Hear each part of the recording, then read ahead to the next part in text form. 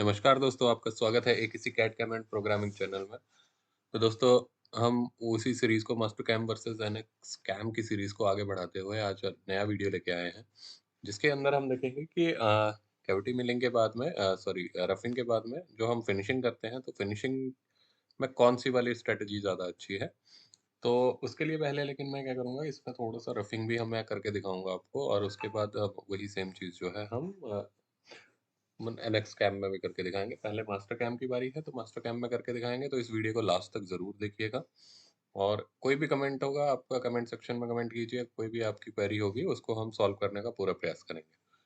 तो चलिए शुरू करते हैं। तो मैं इसको मिनिमाइज कर लेता हूँ और यहाँ पे हमने क्या करना है, एक रफिंग करनी है। तो मैं एरिया रफिंग का ऑपरेशन जो है वही यहाँ पे यूज़ करूँगा। एरिया रफिंग का ऑपरेशन में हमने यहाँ पे इसको मैं 0-0 ही करने की कोशिश करता हूँ, क्योंकि ऑलरेडी वो रह जाएगा नीचे। उसके बाद हम सिलेक्ट करते हैं, यहाँ पे मैं ये पूरी बॉडी जो है वो सिलेक्ट कर रहा हूँ। ओके, उसके बाद टूल पाथ कंट्रोल में मुझे क्या करना है, टूल पाथ कंट्रोल में मैं चलिए पहले ऐसे ही करके देखते हैं। इसके अंदर बस एक काम करेंगे हम, इसके मैं नहीं चाहता कि इसके अंदर हमारा टूल घुसे, तो इसके अंदर हम क्या कर देंगे, पॉकेट साइज जो है वो बढ़ा देंगे। जैसे मैंने 30 mm कर दिया, तो 30 mm के अंदर की चीज़ जो है वो नहीं करेगा। उसके बाद टूल में जाएंगे, जो टूल में हमारा क्या है, मैं यहाँ पे 18 का फ्लैट एंड मिल लेके चल रहा हूँ, उससे हम काम करेंगे। फीड रेट सेम रखेंगे 1000, और यहाँ पे स्पिंडल स्पीड जो होंगे 4500 या 3500 कर लेते हैं, ठीक है।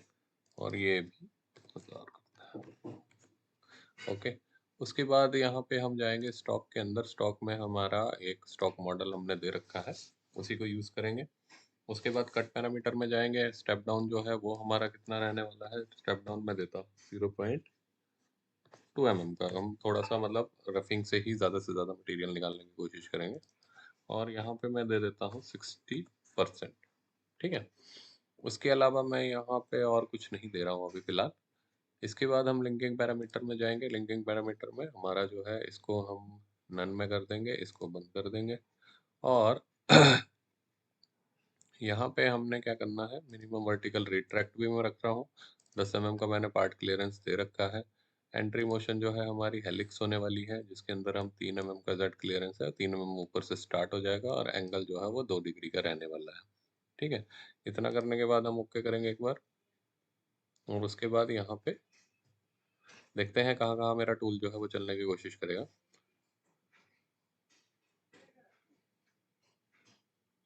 तो अब ये टूल जो है मेरा बाहर भी चल रहा है और अंदर भी चल रहा है। तो उस चीज़ को हमने क्या करना है, थोड़ा सा कंट्रोल करते हैं। तो कंट्रोल करने के लिए मुझे पैरामीटर में फिर से जाना पड़ेगा। जो हमारा टूल पाथ कंट्रोल था उसके अंदर मुझे जो है एक बाउंड्री जो है यहाँ पे बनानी पड़ेगी। तो बाउंड्री बनाने के लिए मैं क्या करता हूँ, एक बार ट्राई करते हैं बाउंड्री बनाने का। अगर इस तरह से बाउंड्री बनती है तो यहाँ पे मैं सिंगल सिंगल एजेस लेने की कोशिश कर रहा हूँ। ये ले लिया मैंने।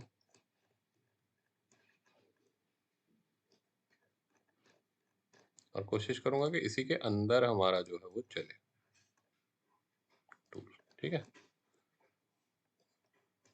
अब एनएक्स में तो इसका एक बहुत अच्छा सा पैटर्न है कि हम अंदर से पूरा का पूरा उठाएंगे तो वो उसी के अंदर अंदर चलेगा। कट एरिया उसमें डिफाइन हम कर सकते हैं मॉडल के अलावा भी, तो उसके अंदर चलेगा फिर वो। तो लेकिन इसके अंदर हम देखते हैं, इस तरह से यूज़ कर लेते हैं। ये मेरी बाउंड्री रह गई है, उसको मैं ओके करता हूँ। और अब एक बार मैं चला के देखता हूँ, तो इसी के अंदर अब मेरा चल रहा है, राइट। तो ये मेरी जो हो गई है, इसको हम बोलेंगे ये हमारी रफिंग होगी, ठीक है। तो रफिंग के लिए इसने जितना भी टाइम लगाया होगा हम बाद में देखेंगे। उसके बाद मैं क्या करूँगा, एक और स्टॉक मॉडल में बना लेता हूँ। स्टॉक मॉडल से एक हमारा फ़ायदा हो जाता है कि इसके अंदर जो हमारा स्टॉक मॉडल है वो पिछला वाला लेके चलेंगे। 1 वाला आएगा, सोर्स ऑपरेशन, और ये इसके बाद जो भी हमारे पास बचा होगा वही स्टॉक हमारे पास यहाँ पे हमें दिखेगा। देखिए वही दिख रहा है हमें। तो इसको मैं बंद कर देता हूँ थोड़ी देर के लिए। अब इस स्टॉक के अंदर हमारे क्या करना है कि हमारा अब इसमें फिनिशिंग करेंगे। अब फिनिशिंग में क्या कैसे करना चाहता हूँ, हम जो कर रहे थे, हमने जो इस पीस को बनाया था, तो हमने फिनिशिंग कैसे करी थी, इस तरह से, ऐसे-ऐसे। क्योंकि क्या होता है कि हमारे पास बॉल मिल से जब हम फिनिशिंग करते हैं, तो यहाँ पे मटेरियल रहने के चांसेस होते हैं, या तो हमें बुलडोज़ की ज़रूरत पड़ती है। क्योंकि यहाँ पे फ्लैट पोर्शन है, तो फिर अगर बॉल मिल उस पे चलेगा, तो फ्लैट पोर्शन पे भी चलता है, तो उसकी वजह से क्या होता है कि उसके ऊपर निशान आना स्टार्ट हो जाते हैं। तो उस चीज़ को करने के लिए हमने एक तरीका निकाला था कि हम इस तरह से चलाएँगे, और उसमें हमने फ्लो लाइन्स जो हम इस तरह से चलाना चाहते हैं, तो उसके लिए हमें क्या चाहिए, ये कर्व जो है इनके बीच में इसको चलाना पड़ेगा। तो उसके लिए सबसे बेस्ट स्ट्रेटजी क्या है, इसके अंदर होती है फ्लो लाइन्स। वैसे ही जो हमारा दूसरा जो हमारा ये है मास्टर एनएक्स कैम है, उसके अंदर ये स्ट्रीमलाइन के नाम से है। तो सेम स्ट्रेटजी हम कोशिश कर रहे हैं कि सेम सेम स्ट्रेटजीज को यूज़ करें, ताकि उन्हीं का असर हमें देखने को मिले कि कौन सेम स्ट्रेटजीज में अच्छे से वर्क करता है। ठीक है? तो इसके अंदर हम क्या करेंगे, यहाँ से मैं लेता हूँ, अच्छा, कहाँ पे आप चलाना चाहते हैं, पहले तो वो उसको सिलेक्ट करने के लिए बोल रहा है, तो मैंने यहाँ पे ये सिलेक्ट कर लिया। ठीक है? और इसको एंड कर देंगे। उसके बाद हम फ्लो लाइन का ऑप्शन लेंगे। फ्लो लाइन के ऑप्शन में हमें पहले ये देखना पड़ेगा कि किस साइड को चल रही है। देखिए, अब हमने यही दिया था, इसमें ये अच्छी बात है कि इसमें हमें लाइन यूज़ भी नहीं करनी पड़ेगी, और हमारी जो फ्लो लाइन्स हैं, उसमें कटिंग जो हो रही है, कट की डायरेक्शन एक बार चेक करते हैं। तो कट की डायरेक्शन अभी ऐसे है, राइट? तो मैं इसके ऊपर फिर से दूसरी तरीके से, ये मुझे इस तरह से चाहिए। ठीक है?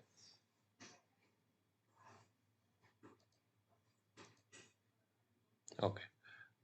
और यहाँ से हम क्या करेंगे, ओके करते हैं एक बार, और इसको भी मैं ओके करता हूँ। अब यहाँ पे हमने टूल जो लेना है, टूल मेरे को नया टूल लेना पड़ेगा, यहाँ पे क्रिएट टूल।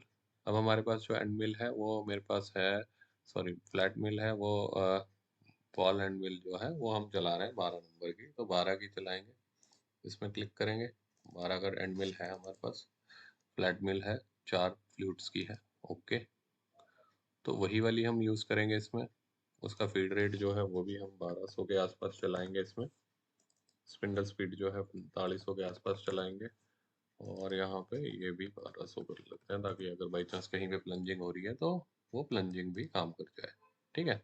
उसके बाद सरफेस पैरामीटर में जाएंगे यहाँ पे, और हमें कुछ भी करने की ज़रूरत नहीं है, कुछ भी स्टॉक नहीं छोड़ना है हमने। फ्लो लाइन्स पे जाएंगे, स्टेप ओवर जो है वो हम कितना दे रहे हैं। स्टेप ओवर अब हमने इसमें किया, कितना दिया था, 0.3 के आसपास का स्टेप ओवर हमने दिया था, तो वही देते हैं। जिगजैग है इसमें, ठीक है, और इसको कर लेते हैं एक बार ओके। तो इसको बनने में थोड़ा सा टाइम लगेगा, एक बार चेक कर लेते हैं कि वही वैसे ही बनेगा या नहीं बनेगा।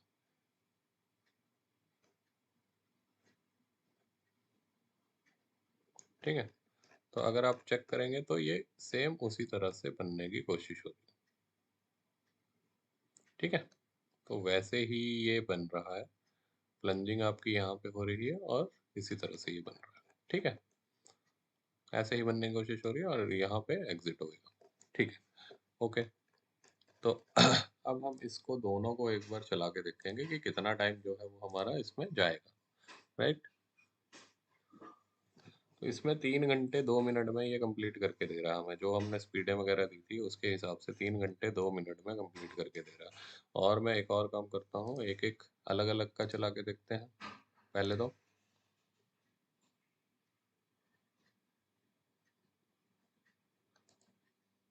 तो इसके लिए इसने लगाए हैं 2 घंटे 11 मिनट। ओके, 2 घंटे 11 मिनट में ये कंप्लीट करके दे रहा है हमें। इस तरह से छोड़ेगा ये यहाँ पे, और इसने इसके बाद सेकंड वाला जो ऑपरेशन है वो हमारा कैसे चलेगा, सरफेस फिनिश, उसको देखेंगे हम। उसको चलाते हैं, यहाँ पे हम क्या करेंगे, इनिशियल स्टॉक को बंद कर देंगे, सिर्फ स्टॉक लेके चलते हैं।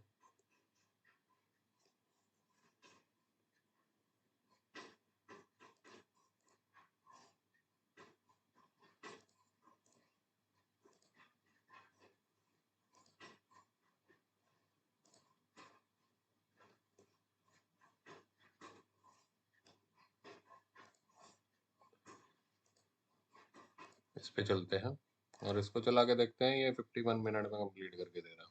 ठीक है, तो ये 51 मिनट में पूरा पूरा कंप्लीट करके दे रहा है। और ओके, तो 51 मिनट में ये कंप्लीट हो जा रहा है। अब हम चलते हैं दूसरी वाली साइड पे। तो ये अच्छे से इन्होंने हैंडल किया है, मास्टर कैम ने काफ़ी अच्छे से हैंडल किया है इसको। अगर हम दोनों को चलाएंगे तो ये पूरा का पूरा इजीली इसको कंप्लीट करके देगा। मैं एक बार पूरा का पूरा चला के दिखाता हूँ आपको।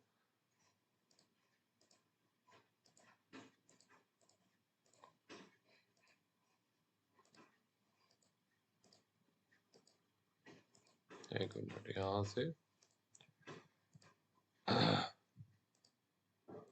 वर्क पीस ले लेते हैं और ये स्टॉक मैंने रख दिया है, उसको ओके करेंगे। देखते हैं इसमें क्या, किस तरह की यहाँ पे फिनिशिंग आने वाली है हमारे पास। अगर चेक करेंगे तो ये काफ़ी इजीली जो है वो फिनिश करके हमें दिखा रहा है। ठीक है, तो ये काफ़ी अच्छे से इसने फिनिश करके हमें दिखाया है। तो सेम चीज़ जो है हम उसमें करके देखेंगे। अब इसको मैं मिनिमाइज़ कर देता हूँ और यहाँ से NX खोल लेते हैं। NX के अंदर भी हमने सेम चीज़ करने की कोशिश की है। इसके अंदर हमने कैविटी मिल लगाया है, जो कि 1 घंटा 27 मिनट का टाइम ले रहा है इसी को करने के लिए। अब एक बार मैं चेक कर लेता हूँ कि इसके अंदर हमने स्ट्रेटजी कौन सी लगाई है। या तो एक काम करते हैं, आपकी जानकारी के लिए मैं सीधा सीधा डिलीट करता हूँ, नया एक बनाते हैं। इंसर्ट ऑपरेशन एंड हमारा कौन सा है, एरिया रफिंग हमने उसमें यूज़ किया था। यहाँ पे हम क्या यूज़ करेंगे, कैविटी मिल। सिंपल कैविटी मिल। हमारा पहला टूल था 18 mm का, तो वो वाला 18 mm हम उठाएंगे। और हमारा जो डिस्टेंस था वो हमने कितना लिया था, 0.2 mm का, और यहाँ पे 60% का। ठीक है, ये हमने किया था। ज्योमेट्री के अंदर जाएंगे टूल में और यहाँ पे हम इसको इस तरह से ये सिलेक्ट कर लेते हैं कट एरिया, और यहाँ पे हम फीड एंड स्पीड्स जो है वो यूज़ करेंगे। फीड एंड स्पीड हमने कितनी दी थी उसमें, इसमें दी थी 1000 और इसमें दी थी 3500, ये दिया था। और इसके अलावा हमने और तो कुछ नहीं किया था। बस एक बार वो देख लेते हैं मेन में हमारा कट पैटर्न जो है वो फॉलो पार्ट है यहाँ पे। तो एक बार मैं ओके करता हूँ, उससे देखते हैं कि फॉलो पार्ट से हमारा कितना आ रहा है। क्योंकि इसमें ऑप्शन मिलता है तो हम ज़्यादा यूज़ करेंगे कि सबसे ज़्यादा इजी वाली स्ट्रेटजी जो है वो हमारी काम है यहाँ। तो इतना करने पे हमारा 2 घंटे 18 मिनट आ रहा है। ठीक है, अब मैं क्या कर रहा हूँ, फॉलो पेरीफेरी करते हैं और इसको ओके करते हैं। फॉलो पेरीफेरी में अगर ये थोड़ा सा कम होता है तो हम उसी को इंक्लूड करेंगे, क्योंकि देखिए जिस सॉफ्टवेयर की जो कैपेबिलिटी है उसके हिसाब से जो उसमें अच्छी चीज़ है वो उसको हम लेंगे। तो 2 घंटे 12 मिनट आ गया है। अगर मैं इसमें और नीचे जाऊंगा, उसमें जिगजैग था तो जिगजैग करेंगे तो जिगजैग जिगजैग में कितना टाइम लेगा वो भी हम देख लेंगे। तो जिगजैग के अंदर ये आई थिंक थोड़ा सा ज़्यादा टाइम नहीं, बराबर ही ले रहा है, तो हम फॉलो पेरी पेरी को ही प्रीफर करते हैं। ये ले लिया मैंने और इसका ही हम यूज़ करते हैं।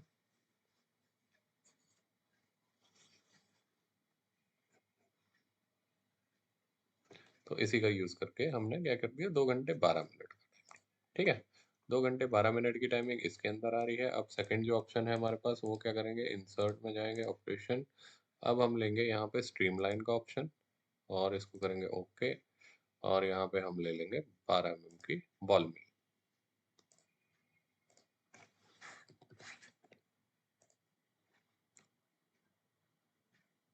यहाँ पे 12 mm की बॉल मिल है और ये 4 का इसमें ये है।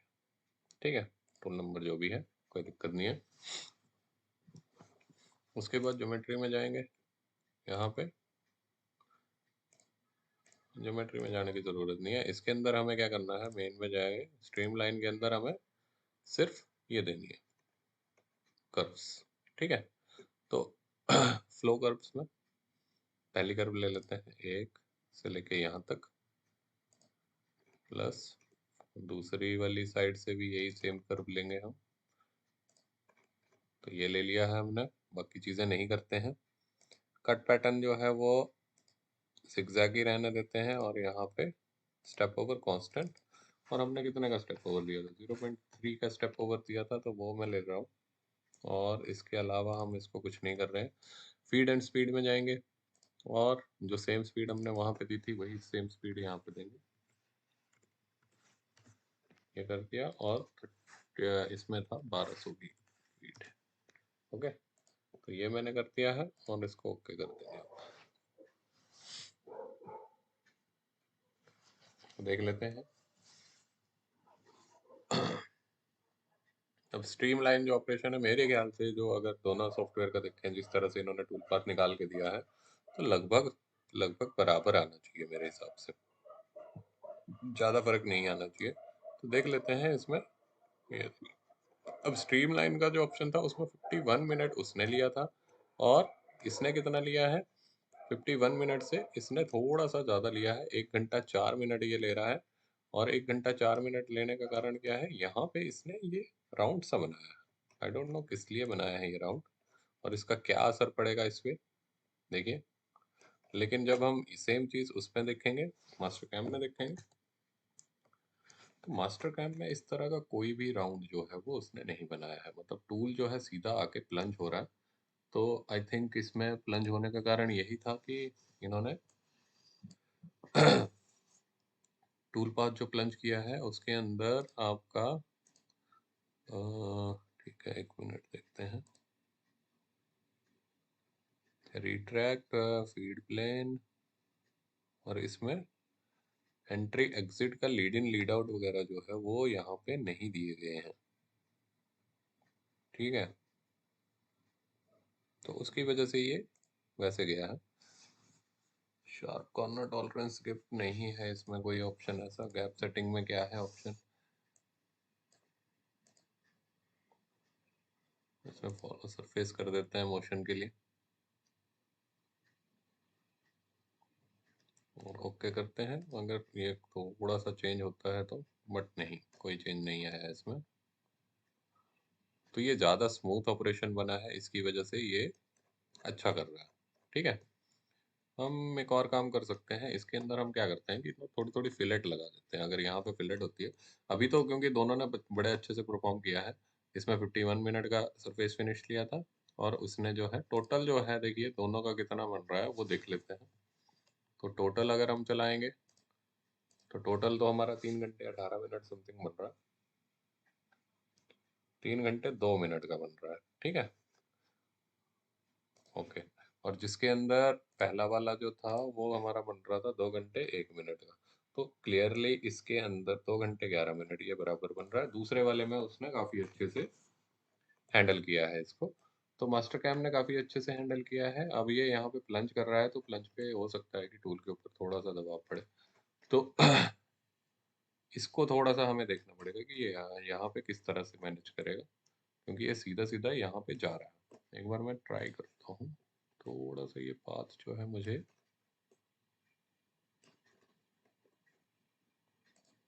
ये जो ये है इसको चलाने की कोशिश करेंगे।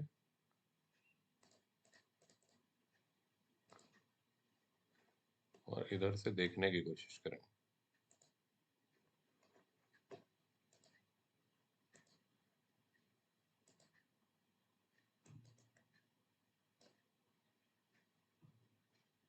हालांकि काट तो पूरा रहा है, तो दिक्कत तो नहीं होनी चाहिए। ओके, ठीक है।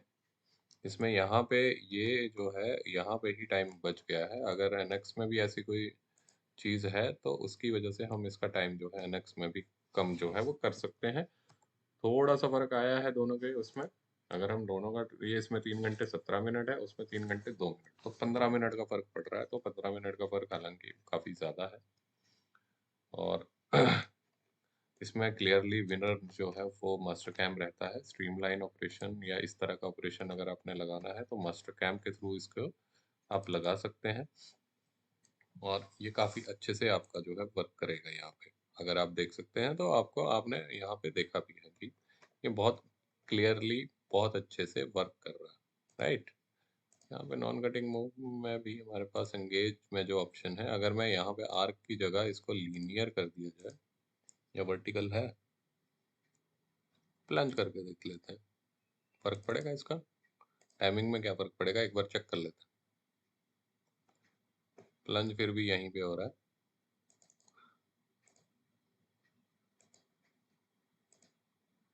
नहीं, प्लंज वो तब भी वहीं पे हो रहा है, देखिए यहीं पे प्लंज हो रहा है, वो यहीं से स्टार्ट कर रहा है। अब वो क्यों स्टार्ट कर रहा है, ये मास्टर एनएक्स कैम के अंदर कोई स्ट्रेटजी रही होगी जिसके अंदर ये यहाँ पे हमेशा ऐसे जा रहा है, और देखिए ऐसे एंट्री ले रहा है। वो एकदम सीधे से डायरेक्ट एंट्री नहीं ले रहा बीच जैसे में, वो साइड में से एंट्री ले रहा है। तो साइड में से एंट्री ले रहा है, वो उसकी अपनी स्ट्रेटजी है, उस तरीके से एंट्री ले रहा है, तो वो शायद वैसे ही एंट्री ले। ठीक है। तो आज का वीडियो हम यहीं पे ख़त्म करते हैं। तो इसके अंदर तो आपका मास्टर कैम जो है वो क्लियरली विन कर रहा है छोटे छोटे पार्ट्स में। तो स्ट्रीमलाइन ऑपरेशन जो है, या फिर जो फिनिशिंग वाला ऑपरेशन है, जैसे जब आपको दो कर्व के बीच में चलाना है, तो उसके अंदर मास्टर कैम काफ़ी अच्छे से परफॉर्म कर रहा है, और बहुत अच्छे से। एक्चुअली 15 मिनट आपके बचा ले रहा है, तो प्रोडक्शन में 15 मिनट जो है वो बहुत किफ़ायती का किफ़ायती बन सकते हैं आपके लिए। तो आशा करता हूँ वीडियो पसंद आई होगी। इसी तरह के और वीडियो देखने के लिए हमारे चैनल को सब्सक्राइब कीजिए, और बेल आइकन दबाइए। हमारे चैनल पे एनएक्स कैम की सीरीज भी स्टार्ट हो रही है। अगर कोई करना चाहता है, तो वो इंटरेस्टेड है, तो हमने पोस्ट डाली हुई है, कम्युनिटी पोस्ट, उसके अंदर वो कमेंट करके अपना नंबर दे सकते हैं। हम लोग उसका ग्रुप बनाएंगे, और ग्रुप के ऊपर हम जो है उनको ऐड करेंगे। तो और जो इस तरह की वीडियो देखना चाहता है, जो हमारा इस तरह की क्लासेस ज्वाइन करना चाहता है, वो इसमें मेंबरशिप ज्वाइन कर ले हमारी, तो उसको उसमें बेनिफिट मिलेगा। तो थैंक यू सो मच आप सब लोगों का, आप लोगों ने इस वीडियो को पूरा लास्ट तक देखने के लिए। Thank you so much.